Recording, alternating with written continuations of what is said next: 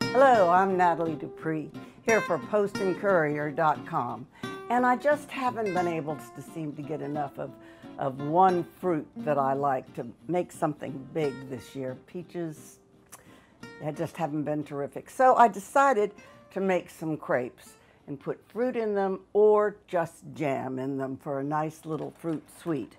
So here we are. I've got a batter, and it's made with an egg yolk, a cup of flour, and a cup of milk. And the recipe is in postandcourier.com for this crepe batter. And then I'm going to I've got a nice, we'll let that sit as long as you can, an hour, overnight, whatever. I'm going to heat up a nonstick pan. Don't bother getting one of those fancy crepe pans. It's really not any better. And going to run some oil in here.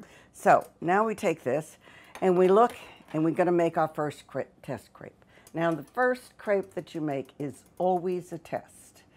It's never the right thickness. It's never maybe the right heat in the pan, or if it is, you're lucky. And you put all of your batter in at one place, and then you roll it around and let it cover the whole pan. So I can get an exact measure and put that in there into my measuring machine, either a measuring cup or a little ladle, or I can do it by eye. I like to turn mine over just for a second to cook the second side. But then the first crepe is always a test crepe. It's going to take up that extra oil, and you just reject it. So now we're going to make the first one that we hope we're going to be able to keep. So here we go. Take this, put your batter all in one place, and then take and roll it around the pan, kind of like it's a ball bearing a marble that you're rolling around there. And then when it's covered, the bottom, you let it sit for just a minute. Now, it depends on what color you want your crepe. I like mine to have a little brown golden flavor. I don't like things that are real bland and kind of looking pasty. And by the way, you can add sugar to this, you can add salt to it, whatever you'd like, and then you turn it like this. So I would like mine, as we go along, to be just a little darker. Now, you always put the first side down so that all of your crepes go on top of a rack in a consistent manner. That way you can go in and fill each one as you need to. Now, simple how to fill it. You can fill it with a white sauce and chicken, or a mustard sauce and chicken, or a tomato sauce and chicken, or whatever meat, some leftover beef stew if you want to. I'm going to do the easiest thing, which is a jelly.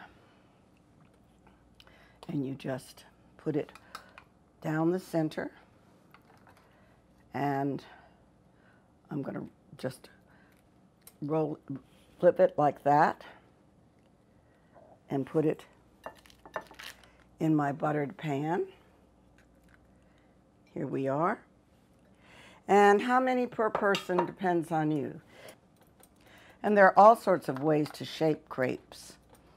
In fact, you could take this and just leave it like this and put some cherries on top and run it under the broiler and open it flat-faced. Or you could go ahead and make it into a triangle, which some people like to do. And then put it down. Now, if you're serving it in the pan, you put that open side down. But if you're going to serve it in the kitchen, then it's easier if you put the open side up. So that's just logical. You know, you have to make it pretty when it's served. So there we are. We're going to run them into a hot oven for 5-8 minutes depending on what temperature. You could even pour heavy cream on them and run them under the broiler. Lots and lots and lots of recipes for crepes. So here we are, crepes confiture, crepes with jam. I'm Natalie Dupree here for PostandCourier.com, and don't forget the recipe is in the paper.